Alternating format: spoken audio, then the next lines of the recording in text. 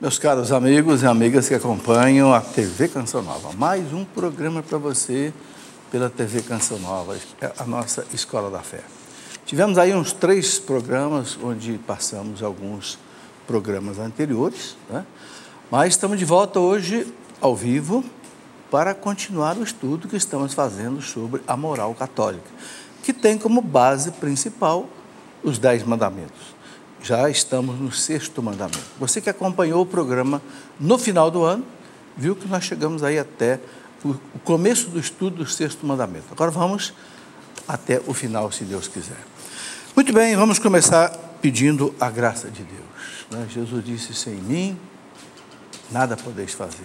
Em nome do Pai, do Filho e do Espírito Santo. Amém. Vinde, Espírito Santo, enchei os corações dos vossos fiéis, acendei neles o fogo do vosso amor, enviai o vosso Espírito, tudo será criado, renovareis a face da terra. Oremos. Ó Deus, que instruíste os corações dos vossos fiéis, com a luz do Espírito Santo, fazei que apreciemos retamente todas as coisas, segundo o mesmo Espírito, e gozemos sempre, Senhor, da sua consolação. Por Cristo, Senhor nosso. Amém. Ave Maria, cheia de graça, o Senhor é convosco. Bendita sois vós entre as mulheres, bendito é o fruto do vosso ventre, Jesus. Santa Maria, Mãe de Deus, rogai por nós, pecadores, agora e na hora de nossa morte. Amém. Colocamos, Senhor Jesus, todos nós no teu coração. Todos que nos acompanham pela televisão, nas suas casas, todos vocês que estão aqui presentes, queremos estar, Senhor, todos no teu sagrado coração, pedindo a luz do Espírito Santo para abrir os olhos da nossa fé, para compreendermos, Senhor, os teus santos mistérios. Que tudo seja, Senhor, para a vossa maior glória, edificação da igreja, salvação das almas e implantação do vosso reino aqui na terra. Glorioso São José, rogai por nós. Glória ao Pai, ao Filho e ao Espírito Santo. Em nome do Pai, do Filho e do Espírito Santo. Amém. Muito bem, uma alegria ver aqui o nosso auditório de Santa Clara lotadinho. Não tem mais nenhum lugar sobrando, gente de pé aí. Paciência, vocês vão ter que aguentar um pouco aí. Mas temos aqui amigos do Brasil inteiro presentes. Eu quero dizer pelo menos os nomes das cidades de vocês. Nioaque, no Mato Grosso do Sul. Paraguaçu, sul de Minas. Pode levantar a mão, que os câmeras vão mostrá-los aí. Paraguaçu, sul de Minas. São Pedro de Aldeia, Rio de Janeiro. São Paulo, capital. Campo Limpo, Paulista. Guarulhos, São Paulo. Ipatinga, Minas Gerais. Santa Bárbara do Oeste, São Paulo, Rio de Janeiro, RJ, capital. Itaporã, Mato Grosso do Sul, Belém do Pará, gente de longe. Caculé, Bahia, também aí Bahia presente. Gaspar, Santa Catarina. Gravataí, Rio Grande do Sul. Temos aqui o Padre Fabiano. Padre Fabiano, no final do programa, vai dar a bênção para nós, se Deus quiser. Jundiaí, São Paulo. Antônio Cardoso, na Bahia. Ribeirão Preto, São Paulo. Santa Fé do Sul, São Paulo. Floriano, Piauí, né? E Cândiz, na Bahia. Sejam bem-vindos. Vamos fazer o nosso programa hoje, com muita gente aqui participando. Eu quero começar dando alguns avisos importantes. O primeiro deles é o seguinte, vou até me sentar aqui, que tem uns 2 avisos aqui importantes. Primeiro, um aviso muito importante sobre o débito automático.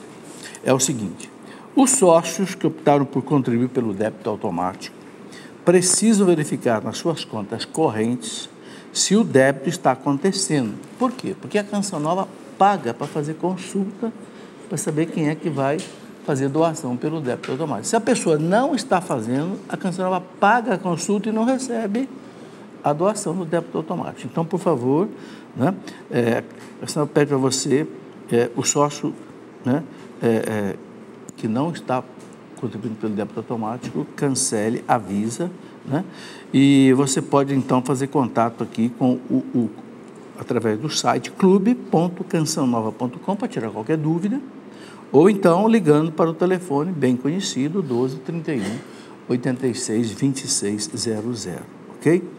Mas eu quero lembrar que a melhor maneira de contribuir com a Canção Nova é pelo débito automático. Você autoriza o banco a debitar na sua conta, acreditar na conta da Canção Nova, você não esquece e a Canção Nova não fica sem receber. Lembra que Jesus disse, aquele que é fiel no pouco, lhe será dado muito. Não precisa nem explicar essa palavra de Jesus. E eu quero mostrar aqui também a revista Canção Nova. Tá? A revista Canção Nova, daqui já a última está aqui, tem matéria do Padre Jonas, matéria do Eto, matéria da Luzia, uma matéria minha também, né? E a revista também das crianças. Bom, a revista vem acompanhada do boleto, como vocês sabem, né? O boleto aqui da revista Canção Nova, e para você fazer a sua contribuição. Agora, a Canção Nova avisa o seguinte, o custo para a Canção Nova imprimir a revista, mandar a revista pelo correio e receber a sua doação pelo banco, tudo isso tem preço. Tem preço a impressão, tem preço o banco e tem preço o correio. Fica no mínimo em R$10. Então, se a pessoa doar só R$10, a Canção Nova não fica com nada. Ok? Então, aqui o boleto vem marcado R$30, mas a pessoa pode acrescentar até mais, se ela quiser, ok? Bom, a revista das crianças, a mesma coisa. O pai e a mãe, quiser que a criança receba a revista, ela tem que fazer uma outra doação, num outro boleto. Por quê? Porque essa revista aqui, o correio, o banco, também custa R$10. Entenderam? Então, a Canção Nova não pode simplesmente doar a revista sem receber alguma doação. E é preciso lembrar que a Canção Nova, ela tem toda a manutenção dela somente em cima de doação.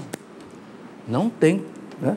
E outra coisa que nós todos sabemos, é bom a gente avisar logo no começo do ano, né?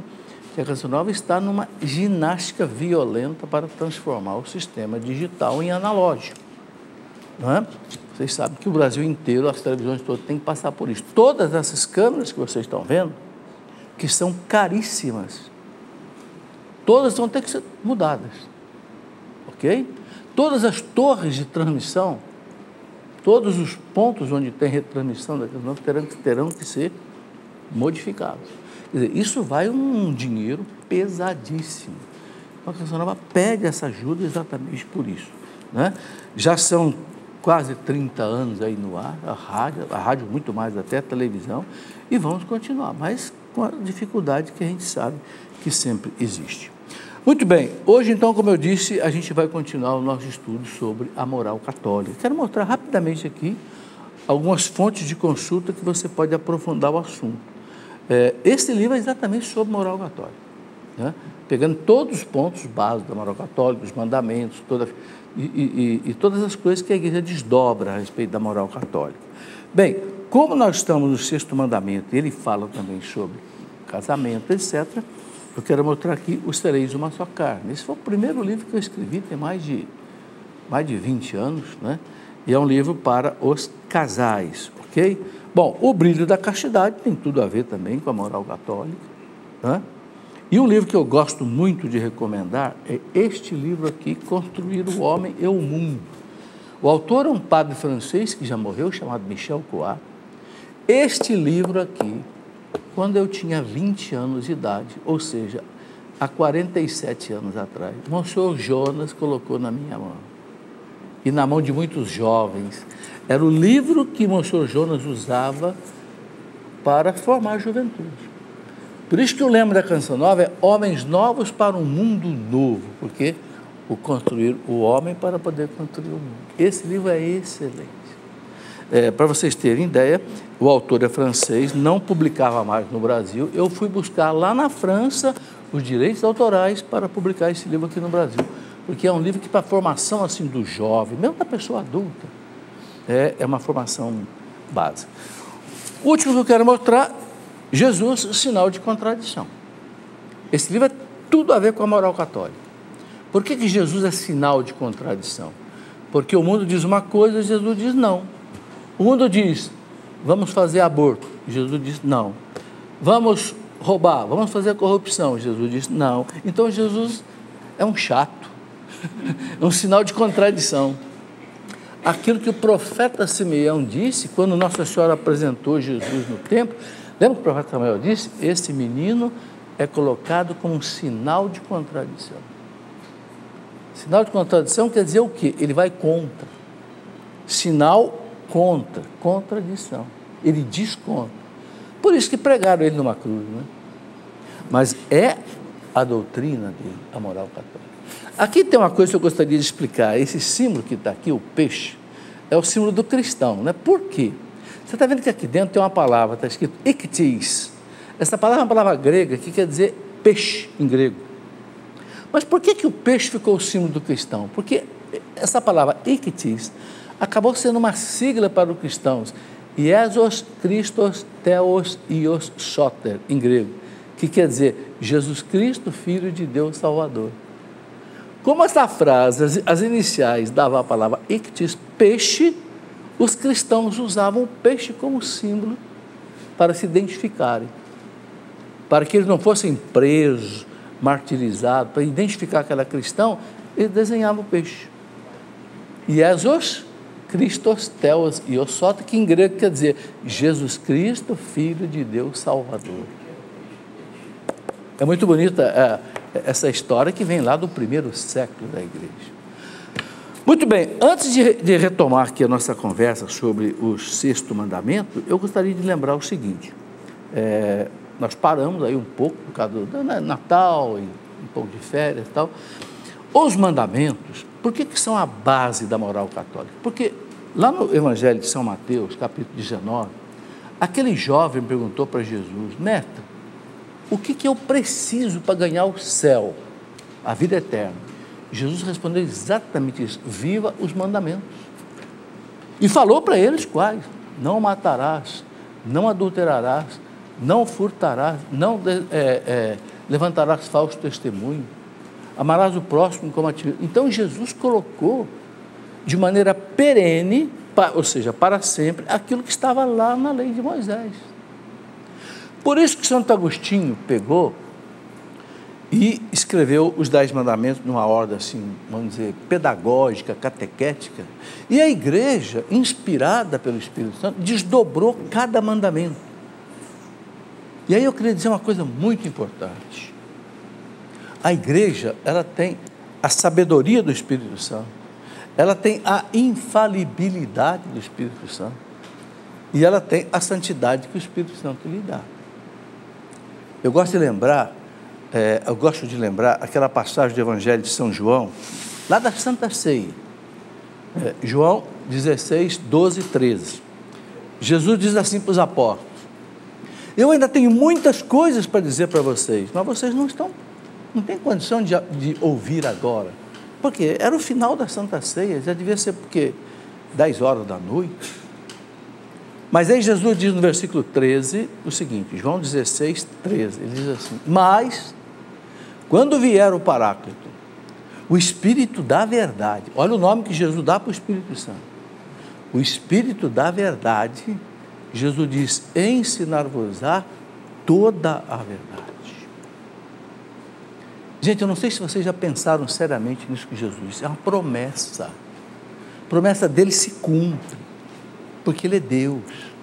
Então ele diz, quando o Espírito Santo vier, ele vai conduzir vocês à minha igreja, meu pequeno rebanho. Ele chamava os apóstolos meu pequeno rebanho, né?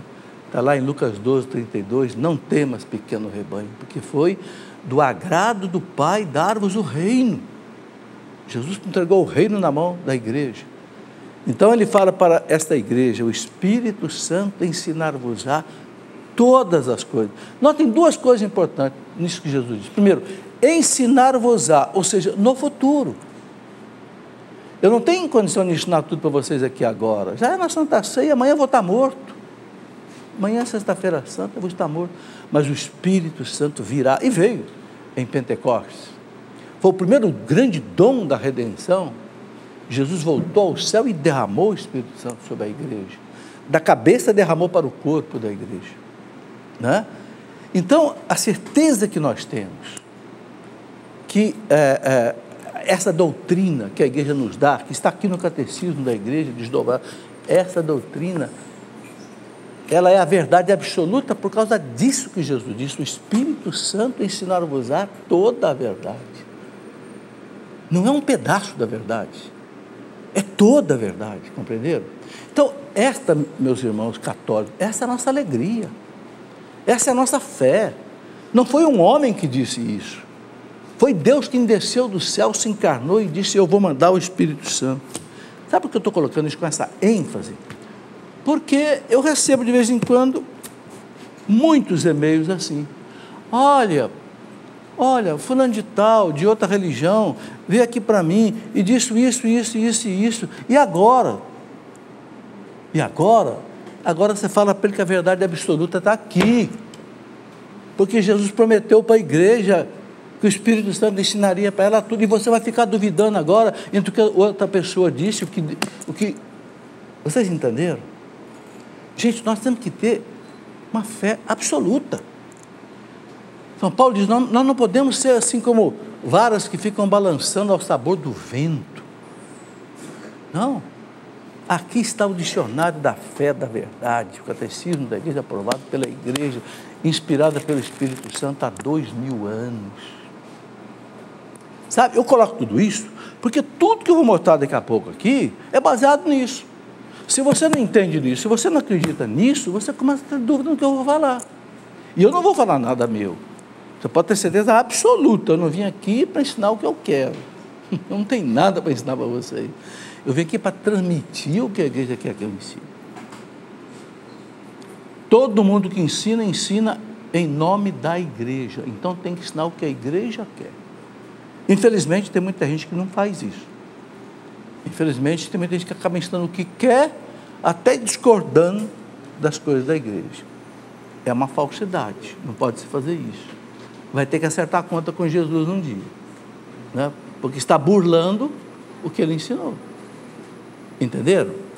Então, isso é uma escola da fé, aquilo que Deus ensinou para nós, né? E mais uma outra coisa que eu queria dizer, antes da gente voltar. O livro do Deuteronômio, no capítulo 30, Deuteronômio quer dizer a segunda lei, porque os judeus tinham recebido uma primeira lei, a lei de Moisés, mas depois eles reencontraram, né? Quando houve uma restauração do templo, tal, no templo lá de Josias, reencontraram de novo textos, né? E eles chamavam de segunda lei, Deuteronômio.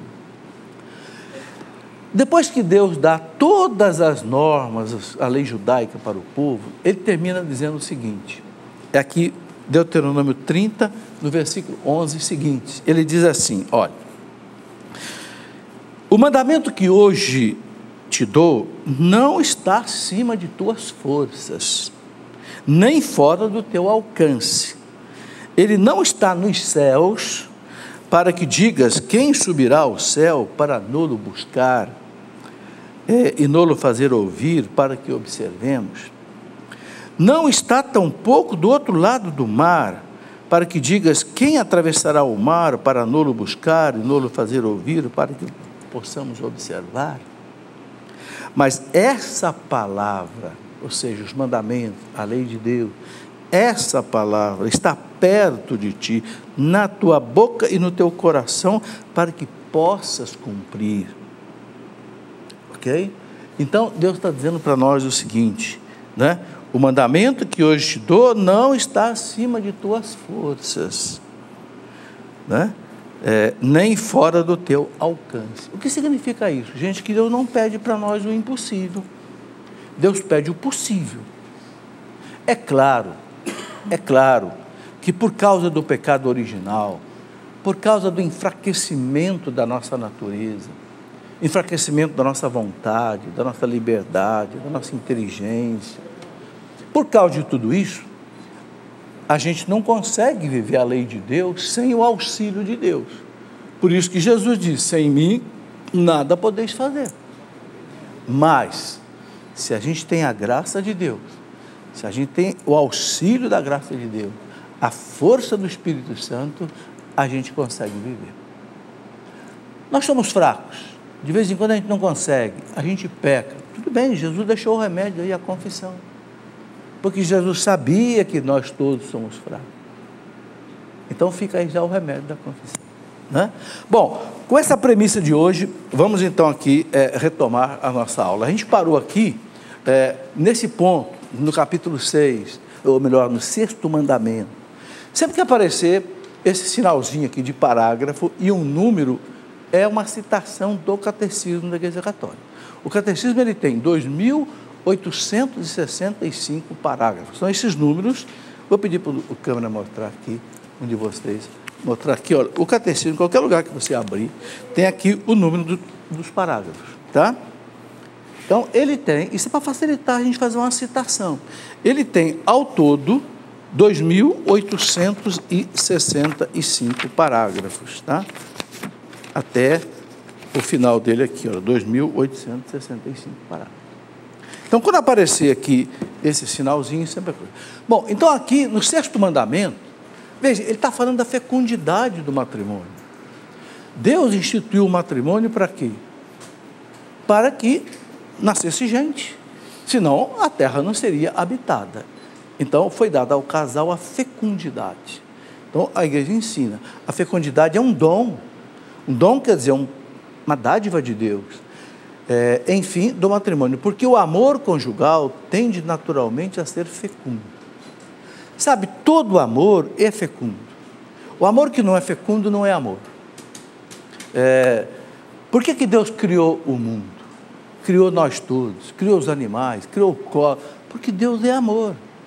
O amor, ele não se contém. São Tomás de Aquino diz assim: abertas as mãos de Deus pela chave do amor, as criaturas surgiram. A chave que abre a mão de Deus para criar é o amor, também o casal. Um casal que se ama, ele quer ter filhos. Ele quer desdobrar o seu amor em forma de gente. Então, é o dom do matrimônio. Pode passar, tá? A igreja, diz o Catecismo, que está ao lado da vida. Essa frase é do Papa São João Paulo II.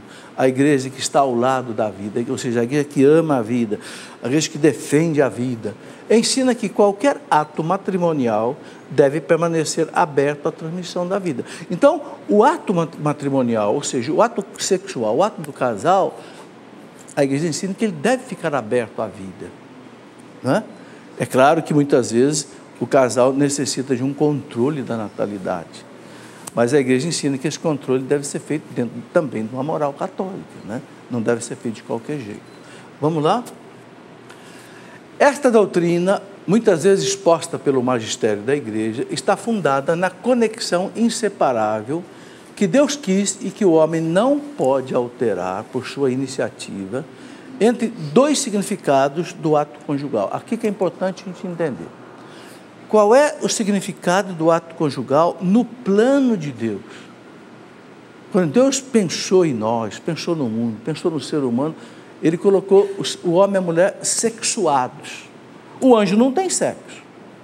Não existe anjo macho e anjo fêmea. Não, o anjo não tem sexo. É puro espírito. Nós temos. Qual é o sentido do sexo? Dois significados: unitivo e procriativo. Vejam, o sexo o ato sexual é para a união do casal, né? É a manifestação do amor do casal. Eu diria assim, é como que a liturgia do amor conjugal une o casal. A própria medicina ensina que um casal que tem uma harmonia sexual é um casal que se beneficia disso. Há uma união desse casal. É um momento de celebração, celebrar as suas vitórias. É um momento de, não sei, até descarregar as tensões. E o aspecto procriativo. Daí nascem os filhos. Então o sexo tem esta finalidade. O que a igreja não quer, e que o Papa Paulo VI condenou, quando ele condenou a pílula anticoncepcional, lá em 1967. Por quê? Porque a pílula, ele separa o aspecto unitivo do procriativo. O casal vive o aspecto de união, de prazer e tal, mas não tem a procriação. Então o Papa diz, desvirtua o sentido do sexo. É isso que é preciso entender. Por que a igreja coloca assim? Porque no plano de Deus o sexo tem esse sentido. Pode passar?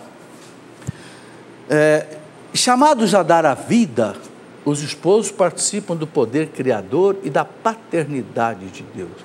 Gente, eu não sei se todos conseguem entender com profundidade o que está escrito aqui no catecismo.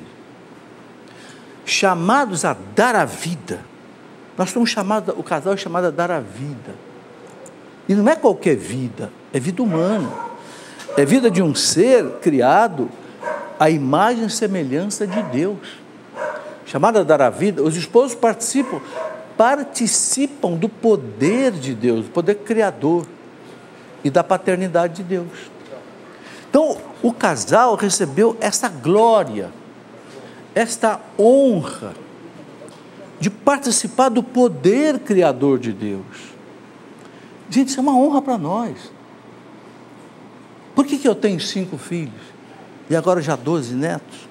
Porque Deus me deu o poder de participar do poder dele, da paternidade de Deus. Aí está uma das razões pelas quais a igreja não quer, por exemplo, que a criança seja gerada no laboratório, na proveta, na inseminação artificial. Não quer. A igreja, o catecismo da igreja fala claro aqui, né, que o ato fundante da vida, o ato que dá fundamento, dá dignidade, é o ato do casal que se ama e que no seu amor gera uma criança. Entenderam? A igreja não quer que a criança seja gerada lá no laboratório, num tubo de ensaio, na mão de um técnico. O catecismo fala, remete o dom da vida à técnica e tira da mão dos pais. Essas coisas são importantes a gente entender, porque senão a gente pensa que a igreja às vezes está agindo com maldade. Ah, mas a igreja, pelo amor de Deus, o casalzinho não pode ter filho, é estéril, não sei o que e tal, a igreja não deixa.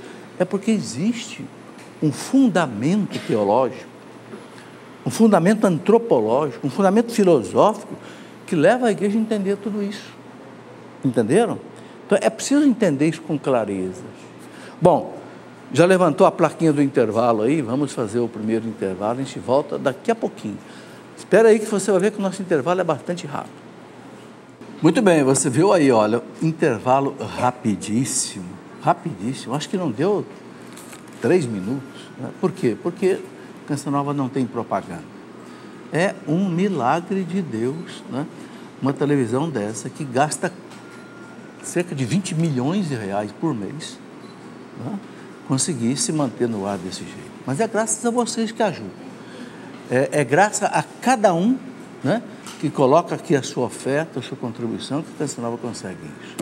Deus lhe pague, em nome de todo o sistema Canção Nova, em nome de toda a igreja, porque a Canção Nova é uma instituição da igreja, aprovada, né, pelo Sumo Pontífice. Eu quero mostrar aqui o livro da Ziza Fernandes, é um lançamento da editora Canção Nova, né?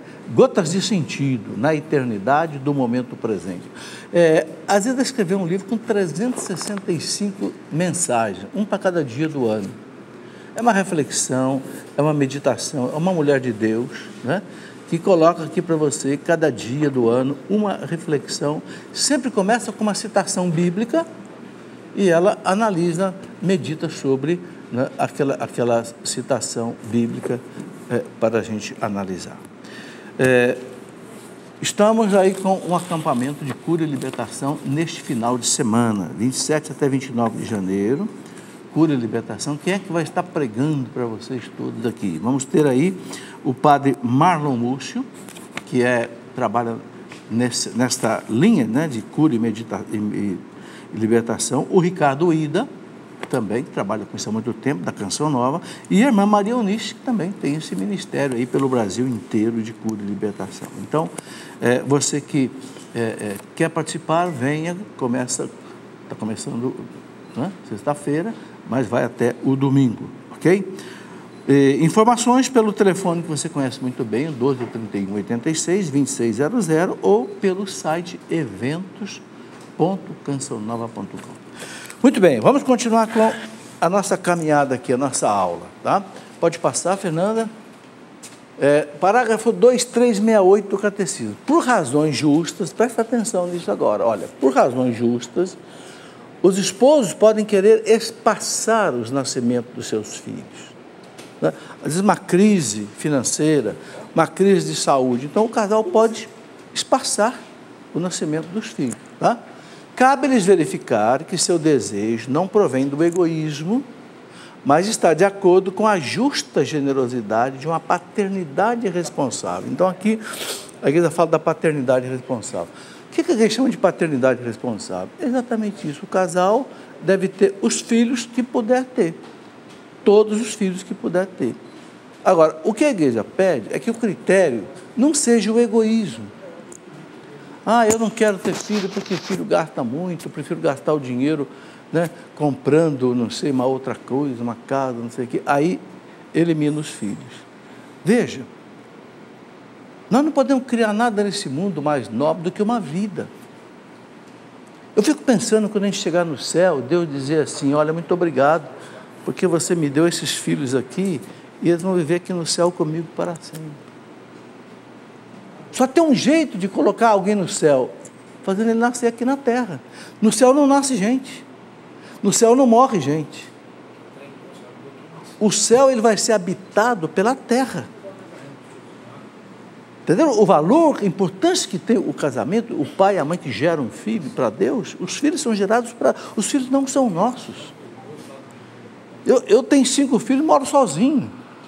Já faz... Desde que fiquei viúvo, há 4, 5 anos atrás, eu moro sozinho, porque os filhos já foram embora. Os filhos não são nossos. Os filhos são de Deus. Entenderam? Mas é uma coisa bonita que a gente tem que refletir. Se a gente não refletir nessas coisas, a gente perde o sentido da vida, a gente fica embrutecido. A gente entra nessa lenga-lenga da mídia, que não entende essas coisas da igreja e fica batendo contra a igreja, porque não entende o sentido profundo das coisas. A igreja não quer que um casal tenha filhos que não possa criar, mas a igreja quer que o casal tenha todos os filhos que puder criar. Eu posso ter 10, então tenha 10. Eu só posso ter 2, então 2. Um dia alguém chegou para mim e falou, você é louco, você tem 5 filhos, mas eu tenho condição de criar 5, eu tinha condição de criar mais, eu falei para ele. Eu era diretor de uma faculdade, eu tenho um diploma superior, eu ganhava bem. Será que é o porteiro da faculdade que vai ter que ter 5 filhos? Ou é o diretor da faculdade? É o diretor da faculdade. E eu falei para ele, eu só não tive mais, porque a minha esposa, depois que nasceu o 5º filho, teve que tirar o útero. Teve um mioma desse tamanho, teve que tirar o útero. E eu poderia criar 7, 8. Eu tinha condição financeira. Eu tenho que dizer isso com clareza. Agora, aquele assalariado, que ganha 1, 2 salários mínimos, ele... Agora, o que acontece no mundo hoje? Acontece no mundo que a coisa está de cabeça para baixo. Olha se não é verdade. Você passa nas cidades ricas, nos bairros ricos, você não vê criança. Agora você passa no bairro pobre. Você tem que passar buzinando o carro, senão você mata a criançada no meio da rua. É ou não é verdade? De vez em quando você vê lá na televisão a pessoa morando numa casinha lá de barro, né, com taipa, não sei o quê. Quantos filhos a senhora tem? Só tem 12, porque morreram 3.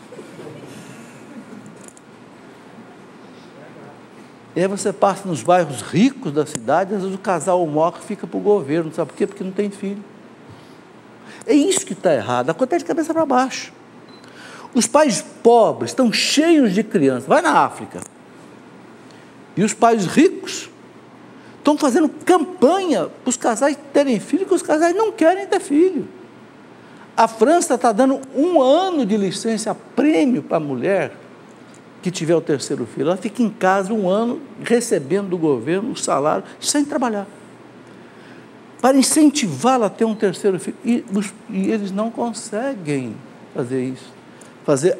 Porque o mundo precisa, para manter a população, 2,1 filhos por casal, por mulher. Não tem nenhum país da Europa hoje que tenha isso. Nenhum. Está com 1,3, 1,4, 1,5, no máximo 1,6.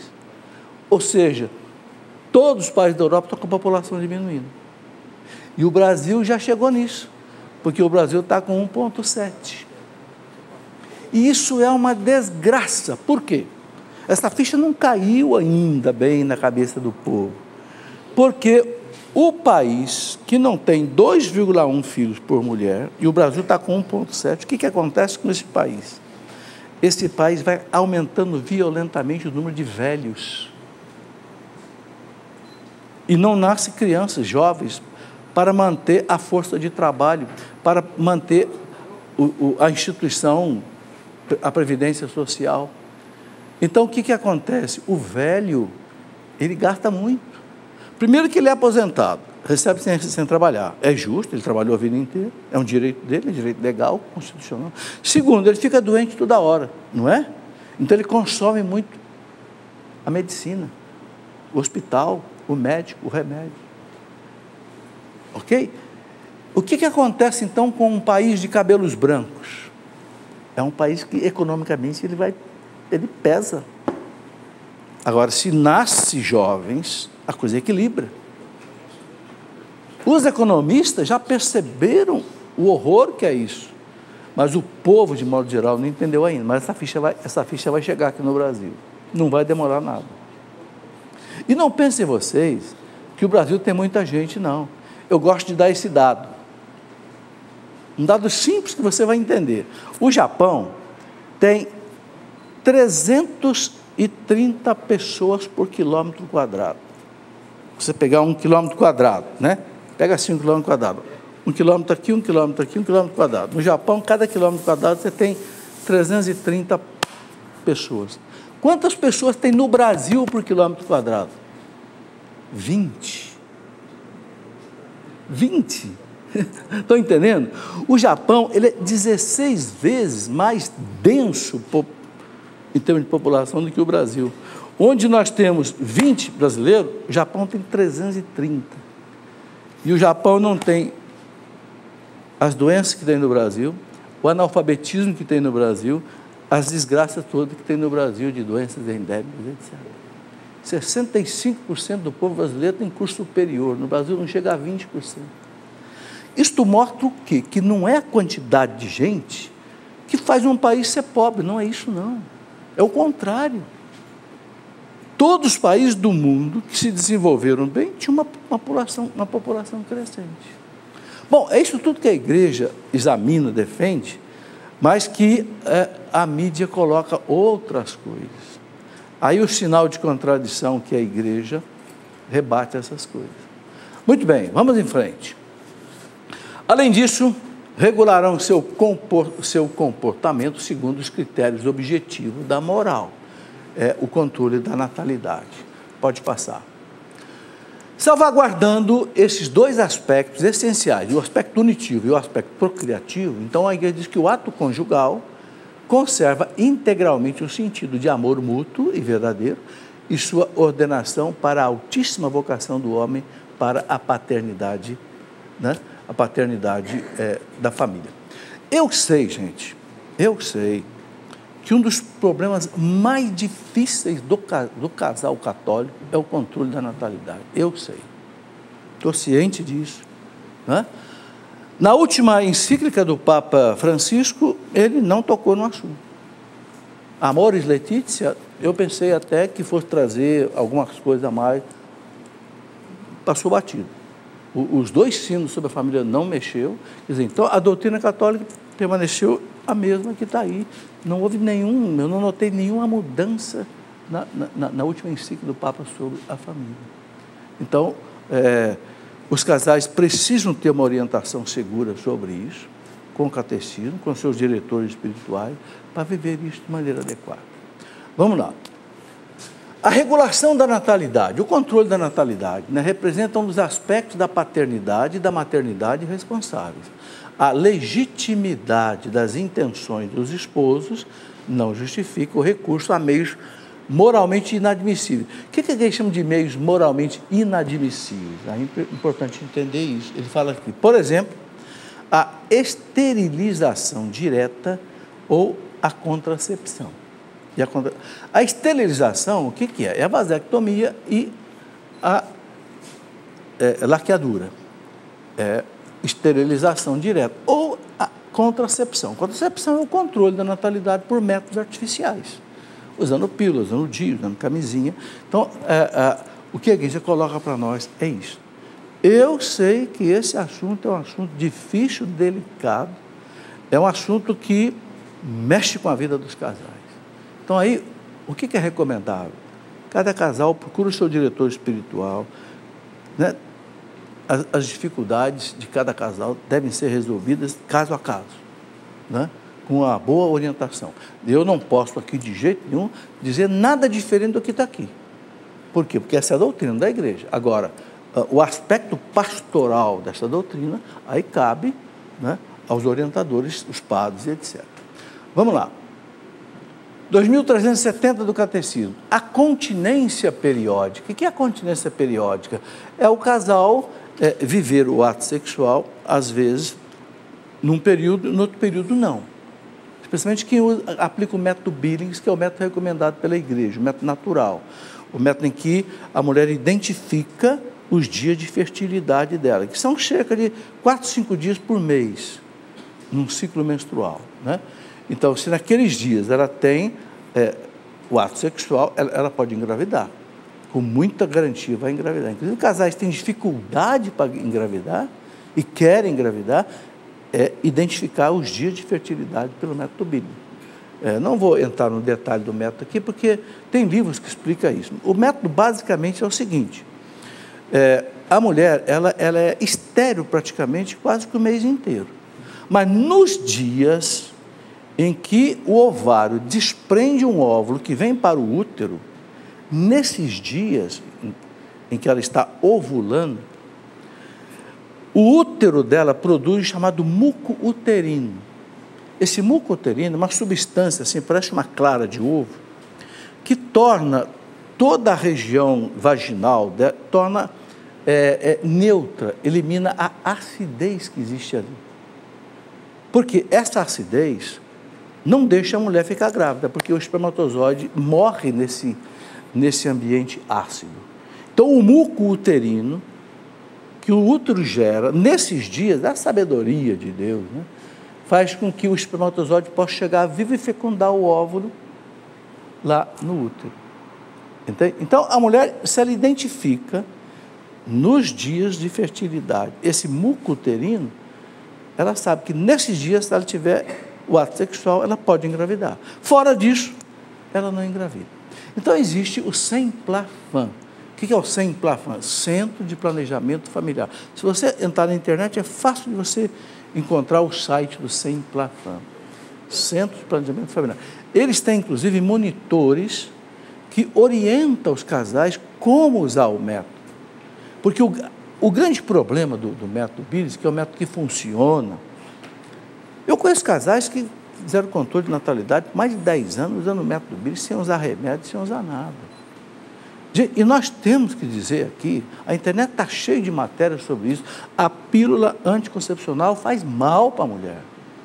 Mexe com o sistema endocrinológico da mulher, mexe com o sistema de veias, de circulação de sangue. Nós temos que dizer isso, e está cheio até com problema de trombose. Nós temos que, isso está na internet, só você abrir, isso não é nada da igreja, não. Então, o método Billings, vale a pena os casais aprenderem. Primeiro, ele funciona assim, desde que o casal aprenda direito a usar o método. Não tenha medo, aprenda, né? Tem o Sem-Plafan, que orienta até com monitores, que a distância orienta, sabe?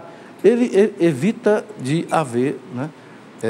Primeiro, obedece os critérios da igreja, e segundo, também um critério de saúde para a mulher. É muito importante. Vamos lá. Esses métodos respeitam o corpo dos esposos. É o método Billings, o método natural. Animam a ternura entre eles e favorecem a educação de uma liberdade autêntica. Por que ele diz aqui que animam a ternura entre eles e favorecem a educação? Por quê? Porque o marido também tem que ajudar. Se a mulher naqueles dias ela está fértil e o casal não pode ter filho, precisa espaçar a natalidade, então o marido também tem que entender. Então há uma educação também do casal, favorece a educação de uma liberdade autêntica. Em compensação, é intrinsecamente má toda ação que, ou em previsão do ato conjugal, ou durante a sua realização, ou também durante o desenvolvimento das suas consequências naturais, se proponha como fim ou como meio de tornar impossível a procriação. Bom, o que a gente está dizendo aí? Ela não concorda com métodos artificiais, ou seja, houve o ato sexual e você impede a fecundação artificialmente. É o que o catecismo coloca aí para nós. Tá? Pode passar. O Estado é responsável pelo bem-estar dos cidadãos, claro. Por isso é legítimo que ele intervenha para orientar a demografia da população. O que é a demografia? É a quantidade de gente, né? O Estado não pode legitimamente substituir a iniciativa dos esposos, primeiros responsáveis pela procriação e educação de seus filhos. Então, o que a igreja defende é o seguinte: o Estado pode orientar a população, mas o Estado não pode fazer como foi feito na China, política do filho único. Só pode ter um filho. Se a pessoa tiver o segundo filho, ela é punida pelo Estado, ela sofre um série de boicotes na vida dela. Não. Quem regula isso devem ser os esposos, que são os primeiros responsáveis pela procriação e pela educação dos filhos. É o casal que deve decidir, não é o Estado que tem que impor alguma coisa às famílias. Vamos lá? O Estado não está autorizado a intervir neste campo com meios contrários à lei moral, né? A igreja quer que o Estado respeite a fé, a religião dos pais, da família, desde que eles controlem essa situação. A Sagrada Escritura e a prática tradicional da igreja, olha que coisa bonita que diz a igreja, veem nas famílias numerosas um sinal da bênção divina e da generosidade dos pais. Sabe, gente, claro, por causa da situação do mundo difícil, né? Especialmente nessa fase que a gente está vivendo aqui de desemprego no país grande, etc., a vida vai sendo eliminada, né? Mas a igreja não deixa de dizer o seguinte, né? A Sagrada Escritura, a Bíblia, e eu vou mostrar onde, e a prática tradicional da igreja, vê nas famílias numerosas um sinal da bênção divina. Então, um casal que pode ter filhos, não tenha medo. É uma bênção divina. Ok? Eu penso que eu experimentei isso um pouco na minha vida. Eu vejo a bênção que é ter 5 filhos, né? Eu, por exemplo, hoje sou um homem que vivo sozinho, sou viúvo, mas eu tenho uma filha médica que toda hora me ampara. Tem 2 dentistas que meus dentes são perfeitos. Não perfeitos. Já fizeram 4 implantes na minha boca, não gastei nada. Uai, gente, isso não é bênção divina? Isso não é bênção divina? Hoje mesmo eu estava fazendo um exame médico com a minha filha do lado, porque era uma ressonância magnética de coluna, etc. A minha filha médica me acompanhando. Tem 2 engenheiros que eles cuidam das outras coisas, né? Ora, é bênção divina, sabe? Então, quem pode ter filho? Quem tem uma situação de saúde, olha, deixa o filho nascer, é bênção divina. E generosidade dos pais. Olha, se você pega aqui, vou pegar só uma citação, o Salmo 126. O Salmo 126, ele diz assim, né? É interessante essa citação dele aqui, versículo 3, vede, os filhos são um dom de Deus. Tem gente que pensa que filho é uma maldição. Meu Deus, fiquei grávida, quer arrancar os cabelos. Não, você não concebeu uma maldição, não, você concebeu uma bênção. Os filhos são um dom de Deus. É uma recompensa o fruto das entranhas. É uma recompensa. Deus está te recompensando. Aí ele faz uma comparação interessante. Tais são como as flechas nas mãos do guerreiro. Assim são os filhos gerados na juventude. Feliz o homem que assim encheu sua aljava. Não será confundido quando defender sua causa contra seus inimigos na porta da cidade. Por que ele fala essa comparação? Não sei se vocês entenderam. Ele compara os filhos de um casal na juventude a um guerreiro que tem bastante flechas na aljava. O que é a aljava? A aljava é aquela bolsa que o guerreiro usa aqui atrás, onde ele enche de flecha. Então, ele vai lançar uma flecha, ele puxa a flecha aqui e lança. Então, o salmista compara um casal que tem bastante filhos com um guerreiro que tem bastante flecha. Ou seja, ele está protegido, ele está armado. Vocês entenderam? É a comparação que o Salmo 126 faz. Né? Eu sei, gente, toda a dificuldade que todos os casais têm. Não pense que eu estou aqui cantando uma coisa assim, né? Fora da realidade. Não, eu sei a dificuldade toda. Né? Eu tenho 5 filhos casados, que têm filhos também, têm dificuldade, como todos têm. Mas nós não podemos perder de vista o que a igreja ensina. Os filhos são uma bênção divina. Ok? Muito bem, mais um intervalo. Daqui a pouquinho a gente já volta aí, espere, é bastante rápido. Bem, estamos de volta para o último bloco do nosso programa. Eu queria lembrar a você o seguinte: para acompanhar o conteúdo do programa, você pode acessar a página da Escola da Fé também no Facebook, né? É o facebook.com/Escola da Fé. Fácil de achar, facebook.com/Escola da Fé, tá certo? E para assistir os outros programas de outras aulas, ok? E aí você pode então acessar o Canção Nova Play, tá? cançãonovaplay.com. Você pode assistir outros programas anteriores, né? E até outros programas da Canção Nova, além da Escola da Fé, ok? É o cançãonovaplay.com. Aqui eu tenho na minha mão a encíclica do Papa, a Amoris Laetitia, que em latim quer dizer, né? Amor, amor, Letícia, alegria. Alegria do amor. Né? Aqui o Papa traz reflexões profundas sobre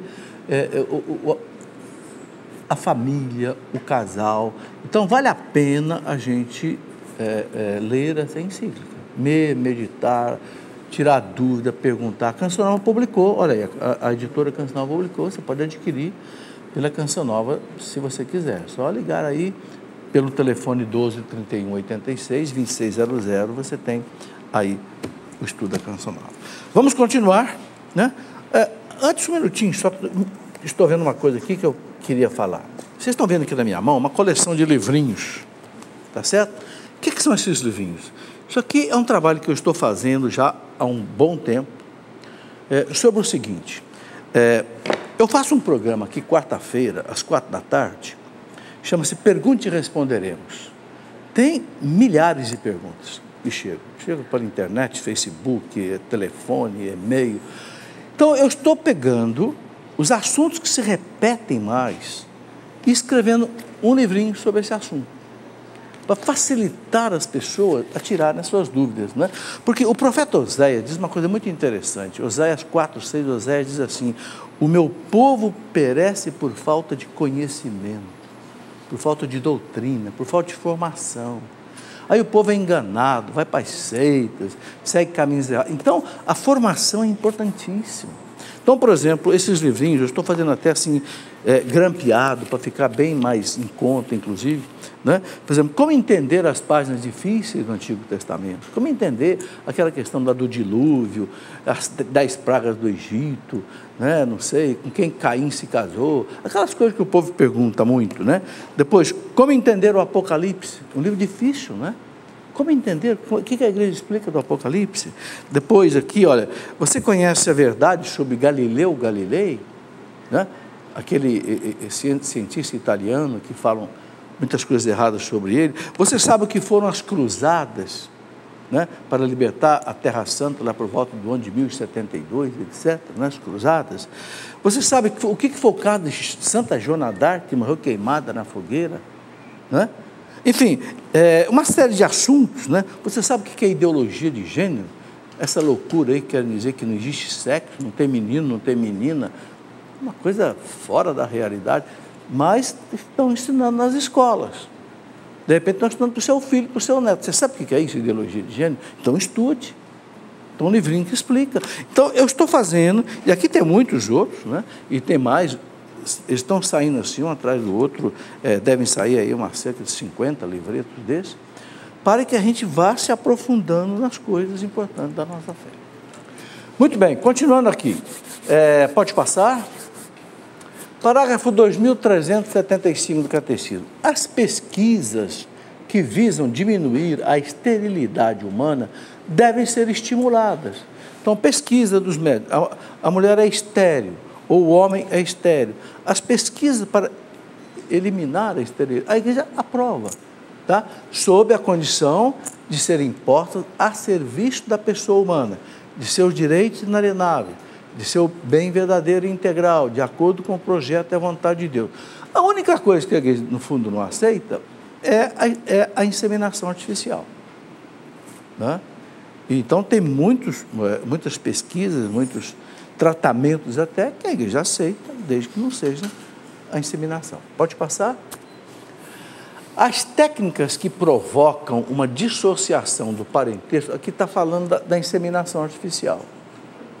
As técnicas que provocam uma dissociação, uma separação do parentesco pela intervenção de uma pessoa estranha ao casal. Por exemplo, doação de esperma ou de óvulo ou empréstimo de útero. É o que acontece nas clínicas de fertilização, né? A pessoa doa um óvulo, ou doa esperma, ou útero de aluguel. Isso a Igreja não está na lei de Deus, tá? Então ele fala aqui, são gravemente desonestas. Bom, continua.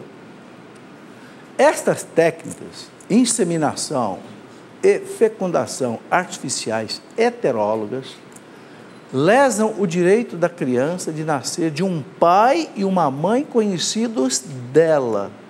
Ou seja, a Igreja diz o seguinte, a criança tem o direito de ser gerada pelos seus pais. Ok? E não trazer um óvulo, ou um esperma lá da Alemanha para fecundar um óvulo aqui, e essa criança nem vai saber quem é seu pai. Não, ela tem o direito de ser gerada pelos seus pais, tá? É o que a Igreja ensina. Eu estou transcrevendo o que o Catecismo fala, tá? E ligados entre si pelo casamento. Elas traem o direito exclusivo de se tornar pai e mãe somente um por meio do outro. Então, é aquilo que eu já falei, a Igreja coloca como o ato fundante da vida do ser humano, o ato do casal. Pode passar.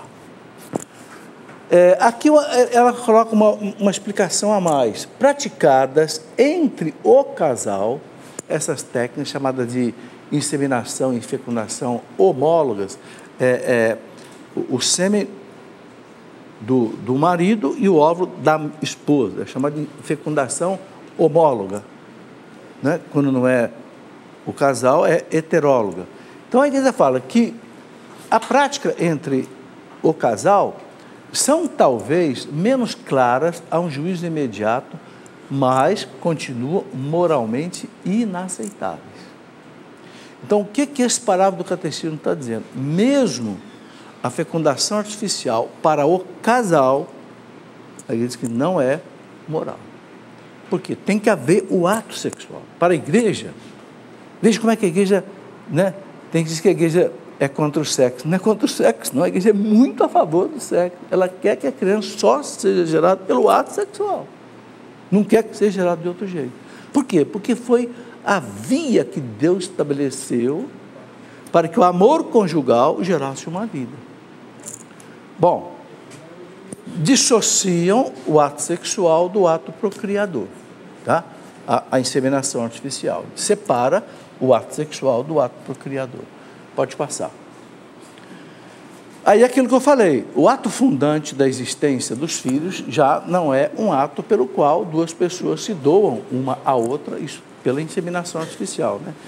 Mas um ato que remete à vida e à identidade do embrião para o poder dos médicos e biólogos e instaura um domínio da técnica sobre a origem e a destinação da pessoa humana. Eu não sei se entendem profundamente o que a Igreja está querendo dizer aqui. A Igreja está dizendo que a destinação da pessoa humana não pode ficar na mão de médicos e na mão de biólogos. Tem que ficar na mão dos pais. O que está acontecendo no mundo hoje? Exatamente por não observar isso. Você vai numa clínica de fertilização hoje, nos Estados Unidos ou na Europa, chega lá e você recebe um book, né? Um livro, para você escolher quem é o pai da criança que você quer que fertilize o seu óvulo. Você quer que seja um dinamarquês? Você quer que seja um alemão? Você quer que seja um japonês? Aí tem preço. Bom, isso aqui é $30 mil, isso aqui é $20 mil, aqui, entendeu? Então, o que aconteceu? Virou comércio. A vida virou negócio. Isso é feito com boi, cavalo de raça. Mas tudo bem, você pode fazer, porque animal não tem alma. Então, o animal é boi PO, puro de origem, tudo bem, a igreja diz que não tem problema. Pode fazer isso com eucalipto, com clone, mas ser humano, a igreja diz, não pode. Porque o ser humano tem alma, ele é imagem e semelhança de Deus. Ele não pode ser objeto de mercado. Você tem um filho e você vai pagar $30 mil para gerar um filho. Pega o seu óvulo fecundado por um cara lá que você não sabe nem quem é. Ah, mas é um cara bonito, tem 1,80 m, olhos azuis, narizinho empinado. Sei. Quer dizer, virou bagunça. Esse dia contaram uma piada. Quando o povo começa a contar a piada é um negócio sério. Se a gente souber analisar a piada ela é um veículo de expressão popular. Um dia contaram uma piada para mim, que fizeram no Japão uma feira de criança clonada. Não existe ainda, né? Onde é que o povo já chegou com a piada? Aí tinha uma cestinha lá de americano, cada um, $30 mil. Uma cestinha de japonês, cada um, $50 mil. Aí tinha uma cestinha de brasileiro lá, R$1,99. Aqui, ó. Quer dizer, olha o que o povo já está pensando, olha que bagunça vai dar esse negócio. Daqui a pouco... Eu estou contando isso, gente, como é que o povo também não é bobo, não. O povo já percebe aonde que a bagunça que a coisa pode gerar. Né? Mas vamos em frente aqui, passa aí. Tal relação de dominação é por si contrária à dignidade e à igualdade que devem ser comuns aos pais e aos filhos. Ok? Então, a igreja quer que a vida fique na mão dos pais. Aí não vai acontecer essas coisas todas. Né? A criança nascida no pai e na mãe, não tem negócio, não tem comércio, não tem outro de aluguel, não tem nada. E tem tantas coisas, gente. Olha, nesse livro que eu escrevi aí, Jesus, Sinal de Contradição, eu tenho um capítulo ali que eu chamei de Os Escândalos da Provita. Coisas que eu tirei de jornais, de internet. Coisas absurdas. Por exemplo, vou contar um caso só. Na Alemanha, ou foi nos Estados Unidos, não me lembro bem agora, né? 2 mulheres iam ser inseminadas. Só que a enfermeira trocou os embriões. O que aconteceu? Aconteceu que uma senhora negra teve um filhinho loiro. E a senhora loira teve um filhinho negro. Porque trocaram os embriões, os óvulos fecundados. A coisa deu o maior pau lá foi na Inglaterra. A coisa foi para a Corte Suprema da Inglaterra decidir quem ficava com quem, porque não tinha jurisprudência. Esse é um caso de vários que eu cito. Quer dizer, é por isso que a igreja também quer que não se faça isso. Aqui uma pergunta da plateia. A igreja ensina algo sobre o aconselhamento genético? Bom, o que a igreja diz é o seguinte, está ainda que deve aparecer. A igreja fala que pode haver uma intervenção, por exemplo, uma criança está sendo gestada na mãe. Se a medicina identifica uma doença nessa criança que possa ser curada ainda no ventre da mãe, a igreja aceita que se faça essa operação. Desde que não se altere o conteúdo genético da criança, se respeite o conteúdo genético que vem dos pais e também não se procure provocar o aborto da criança. e não se faça uma intervenção que também faça a criança correr risco de morrer. Ok? Enfim, o que a igreja quer é preservar a dignidade da criança. Bom, vamos em frente. Somente o respeito ao vínculo que existe entre o significado do ato conjugal e o respeito pela unidade do ser humano permite uma procriação de acordo com a dignidade da pessoa. Bom, é a igreja fechando o assunto. Pode passar? Aqui outra coisa importante que a igreja coloca, agora com relação ao filho. O filho não é algo devido, mas um dom. Ou seja, o filho, gente, não é um direito da gente ter um filho. É um dom. Por isso a igreja fala, não, mas então eu não consigo ter filho. O casal tem esterilidade. Então vamos fazer inseminação, porque eu tenho direito de ter o filho. A igreja fala, não, ninguém tem direito de ter filho. O filho é um dom, que Deus dá ou não dá. E a gente tem que respeitar. Então o catecismo diz, olha, o dom mais excelente do matrimônio é uma pessoa humana, é o filho. Mas é um dom. Dom é dom, não é direito. Ok? O filho não pode ser considerado como um objeto de propriedade. Aqui conduziria o reconhecimento de um pretenso direito ao filho. Eu falo, ninguém tem um direito ao filho. O filho é um dom de Deus, ninguém sabe gerar a vida. Deus gera a vida. Faz com que a gente participe da paternidade dele. Então, a igreja, o casal que não consegue ter o filho, aí passa outro slide, né? Eu vou explicar o que a igreja fala aqui. Bom, nesse campo, somente o filho possui verdadeiros direitos, o de ser o fruto do ato específico do amor conjugal dos seus pais, e também o direito de ser respeitado como pessoa desde o momento da sua concepção. Ou seja, não haver aborto, não haver coisa desse tipo. Passa. O Evangelho mostra, aqui que a igreja ensina, o Evangelho mostra que a esterilidade física não é um mal absoluto. Ou seja, o casal que não consegue ter filho não é um mal absoluto. Não deve causar um desespero para o casal. Então a igreja diz, os esposos que depois de terem esgotado os recursos legítimos da medicina, aqueles tratamentos que eu falei que a igreja aceita, sofrerem de, aqui não é infantilidade, desculpa, aqui isso é uma palavra errada, sofrerem de infertilidade, tá? Saiu errado aqui, infertilidade, unir-se-ão à cruz do Senhor, fonte de toda a fecundidade espiritual. Então a igreja sabe que é um sofrimento para o casal que não pode ter filho. Então o que a igreja diz? Una essa dor à cruz do Senhor e ofereça a Deus.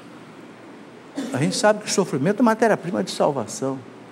Cristo salvou o mundo pela cruz, pela dor dele. Então o casal pode associar a dor da infertilidade à dor de Cristo pela salvação do mundo, né? É o que ele recomenda. Pode passar. Podem mostrar sua generosidade adotando crianças desamparadas ou prestando relevante serviço em favor do próximo. Então, um casal que não consegue ter filhos pode adotar criança ou pode ajudar, por exemplo, entidades que têm criança ou que têm até, não sei, outras pessoas carentes. É uma forma de gerar uma paternidade do coração, né? A paternidade da carne não é mais importante que a paternidade do coração. Vamos lá. As ofensas à dignidade do matrimônio. Bom, agora aqui o catecismo muda completamente de assunto. Eu vou deixar isso para a aula que vem, porque agora ele vai sair toda essa parte, que é a parte da fecundidade. Olha, gente, eu quero dizer uma coisa aqui. Eu sei que essa aula de hoje é uma aula difícil. Vocês concordam comigo, não é? Assuntos difíceis, assuntos que mexem com os casais, eu sei disso. Agora, eu tenho aqui a obrigação de passar o que a igreja ensina, é o ensinamento doutrinário. A parte pastoral, entende? A aplicação da doutrina na vida de cada casal, aí pode ter as suas especificações, né? Que os diretores espirituais, sobretudo os padres, os bispos, é que podem dizer. Eu não tenho aqui nenhuma autorização para dizer, pode fazer isso, pode fazer aquilo, de jeito nenhum. Então aqui eu quero que vocês entendam que um assunto difícil como esse, eu sou, aqui por fidelidade à igreja, eu sou obrigado a colocar o que a igreja coloca. Vocês viram que eu caminhei aqui colado no catecismo. Tá certo? Porque é a doutrina da igreja. É preciso entender isso para não achar que eu estou sendo aqui rigoroso demais. Não, é a doutrina da igreja. Muito bem, eu vou chamar aqui o padre Fabiano de... Gravataí. Rio Grande do Sul? Rio Grande do Sul. Prazer, padre. Diocesano? Diocesano. Arquidiocese de Porto Alegre. O senhor bispo de lá é? Dom Jair Spengler, né? arcebispo. Que bom, padre. É uma alegria recebê-lo aqui. Deixa a sua mensagem para o nosso povo e a sua bênção. Eu queria deixar uma boa noite a todos que nos assistem pela TV Canção Nova. Também ao professor Felipe, é um prazer conhecer. Padre, já há quantos anos? 3 anos. 3 anos só? Só. Que beleza. Eu gosto sempre de fazer essa pergunta, padre. O que te fez optar pelo sacerdócio? Uma carreira difícil, não pode casar, celibato. Unir a cruz do Senhor. Sim. Quando é que começou esse chamado na sua vida para ser sacerdote? Com que idade, mais ou menos? Eu entrei no seminário, eu tinha 27 anos. 27? 27. Vocação tardia? Vocação tardia. Eu participava de grupo de jovens na minha paróquia, era catequista. E fazia o que na vida profissional? Eu sou formado técnico em eletrônica e iniciei em engenharia elétrica, mas daí eu não comecei a perder cabelos, daí eu resolvi mudar de área e fiz faculdade de História. Que beleza, E mesmo padre. estudando a Idade Média, eu resolvi ser padre. Ai, que beleza. Tá aí, olha, vocês estão vendo? Eu gosto de fazer essas perguntas, né? Tem muito jovem que pode estar ouvindo isso, né? Pô, será que não é comigo também esse chamado, né? E está feliz, padre? Muito feliz. É? Muito feliz. Não sente solidão? Não, bem pelo contrário. Não sente? Tanto é que eu saí de férias e trouxe os paroquianos juntos, eles não me deixam sozinho. Os meus paroquianos estão aqui comigo. Tá aí. Muito bem, deixa o seu recado e sua bênção. Então, queria deixar um abraço especialmente para a paróquia Nossa Senhora das Graças de Gravataí, que é a paróquia onde eu sou pároco, e para todos os que nos assistem, também especialmente aos casais que hoje assistiram essa aula muito importante sobre a fecundidade do matrimônio. Ok, padre. Então, o Senhor esteja convosco. Ele está no meio de nós. Eu te peço, Deus Pai de bondade, que abençoeis a todos que estão aqui neste auditório, ao professor Felipe, no seu apostolado, a toda a Canção Nova, especialmente a todos que nos assistem pelas ondas da TV Canção Nova. Abençoe o Deus Pai Todo-Poderoso, Pai, Filho e Espírito Santo. Amém. Muito obrigado, padre Fabiano, do Rio Grande do Sul. Uma alegria. Muito obrigado a vocês que vieram aqui e encheu nosso auditório. É uma alegria ver isso, viu, gente? Embora meio mal acomodados, né? Mas é uma alegria. Tem aí um bom final de semana, um bom acampamento de cura e libertação. Que Deus os abençoe, né? Copiosamente nesse final de semana. Muito obrigado e até o nosso próximo programa, se Deus quiser.